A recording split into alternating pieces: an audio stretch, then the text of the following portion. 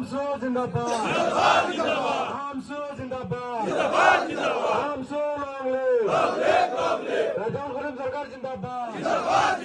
রাজাউল করিম সরকার জিন্দাবাদ ইমতিয়াজ হোসেন জিন্দাবাদ হুসাইন জিলা আমসো জিন্দাবাদ নীলবাগান আঞ্চলিক আমসো জিন্দাবাদ নীলবাগান আঞ্চলিক আমসো জিন্দাবাদ। আজি হোজাই জিলা আমচুৰ অন্তৰ্গত বৃহত্তৰ নীলবাগান আঞ্চলিক সমিতিৰ সাধাৰণ সভা অনুষ্ঠিত হয় নীলবাগানৰ বজাৰৰ মাজমজিয়াত। আজি এই সাধাৰণ সভাত বৃহত্তৰ নীলবাগান এলেকাৰ বিভিন্ন সদৰগাঁও মেথিগাঁও আশীনগৰ আদিকে ধৰি বিভিন্ন ঠাইৰ শ শ যুৱকে আমচুত যোগদান কৰে আৰু মুৰব্বী সমাজৰ উপস্থিতিত সকলোৰে দিহা পৰামৰ্শ লৈ আমি আব্দুল আহাদ সৈয়দ হুছেইন আব্দুল আহাদক সভাপতি সৈয়দ হুছেইনক সাধাৰণ সম্পাদক হিচাপে লৈ 151জনীয়া এখন শক্তিশালী আঞ্চলিক সমিতি গঠন কৰোঁ আৰু এই আঞ্চলিক সমিতিয়ে হোজাই জিলাৰ আমচুৰ অন্তৰ্গত বিভিন্ন আঞ্চলিক সমিতিৰ ভিতৰত এক শক্তিশালী ভূমিকা পালন কৰি বৃহত্তৰ নীলবাগান এলেকাখনত চলি থকা যিবোৰ অবৈধ কাৰ্যকলাপ আছে এইবোৰ বন্ধ কৰাৰ ক্ষেত্ৰত নিচাজাতীয় দ্ৰব্য উঠি অহা প্ৰজন্মৰ মাজত প্ৰচলিত হৈছে এইবোৰ বন্ধ কৰাৰ ক্ষেত্ৰত আৰু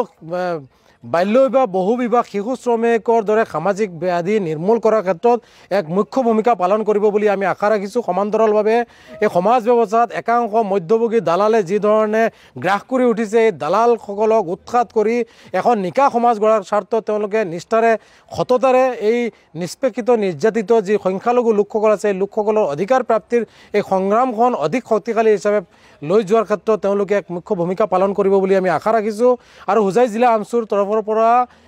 পুনৰাই সভাপতি সাধাৰণ সম্পাদক সহ সমিতিখনৰ প্ৰত্যেকজন সদস্যক আন্তৰিক অভিনন্দন শুভেচ্ছা জ্ঞাপন কৰিছোঁ আৰু আশা ৰাখিছোঁ এনেধৰণে তেওঁলোকৰ গতিধাৰা অব্যাহত ৰাখি হোজাই জিলা আমচুক নীলবাগান আঞ্চলিক সমিতিয়ে এক শক্তিশালী ভূমিকা পালন কৰি শক্তিশালীভাৱে আগুৱাই যোৱাৰ ক্ষেত্ৰত তেওঁলোকে মুখ্য ভূমিকা পালন কৰি যাব বুলি আমি আশা ৰাখিছোঁ। আজি হোজাই জিলা আমচুৰ অন্তৰ্গত বৃহত্তৰ নীলবাগান আঞ্চলিক সমিতিৰ সাধাৰণ সভা অনুষ্ঠিত হয় নীলবাগানৰ বজাৰৰ মাজমজিয়াত। আজি এই সাধাৰণ সভাত বৃহত্তৰ নীলবাগান এলেকাৰ বিভিন্ন সদৰগাঁও মেথিগাঁও আশীনগৰ আদিকে ধৰি বিভিন্ন ঠাইৰ শ শ যুৱকে আমচুত যোগদান কৰে আৰু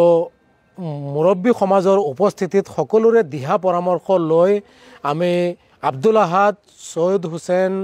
আব্দুল আহাদক সভাপতি সৈয়দ হুছেইনক সাধাৰণ সম্পাদক হিচাপে লৈ 151জনীয়া এখন শক্তিশালী আঞ্চলিক সমিতি গঠন কৰোঁ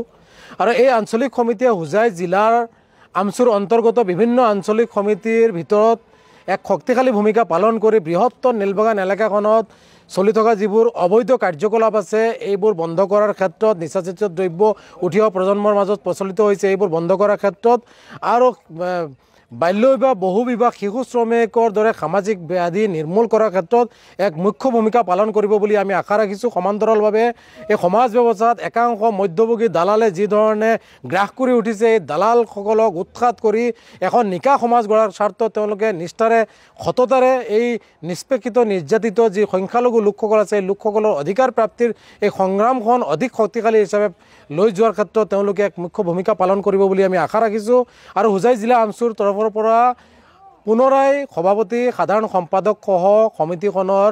প্ৰত্যেকজন সদস্যক আন্তৰিক অভিনন্দন শুভেচ্ছা জ্ঞাপন কৰিছোঁ আৰু আশা ৰাখিছোঁ এনেধৰণে তেওঁলোকৰ গতিধাৰা অব্যাহত ৰাখি হোজাই জিলা আমচুক নীলবাগান আঞ্চলিক সমিতিয়ে এক শক্তিশালী ভূমিকা পালন কৰি শক্তিশালীভাৱে আগুৱাই যোৱাৰ ক্ষেত্ৰত তেওঁলোকে মুখ্য ভূমিকা পালন কৰি যাব বুলি আমি আশা ৰাখিছোঁ। যিকোনো খবৰৰ বাবে যোগাযোগ কৰক 7099017330 লগতে 7099017110 নম্বৰত।